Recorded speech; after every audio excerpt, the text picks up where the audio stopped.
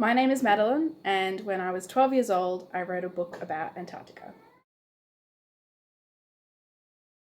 It was called The Madrid Protocol, and it was about the owner of a large corporation beginning to mine in Antarctica, and he had to be stopped by a 16-year-old heroine, obviously.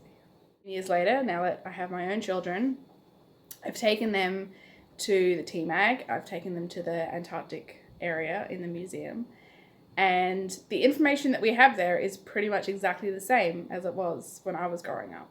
All of us who live in Hobart have a sense of connection and a sense of fascination with the Aurora Australis because we've grown up with it.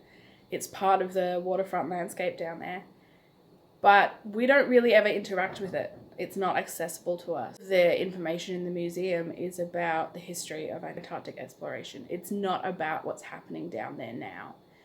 And you look at websites and they talk about research that's going on there, but it's written for other researchers. It's written for academics and scientists, which isn't really accessible for the general population either. The only time we ever hear about Antarctica in the media is when someone is discussing climate change, when they're talking about the holes in the ozone layer or the ice caps melting. The biggest problem that I see is that information is not accessible, it's not relevant, and it's not positive.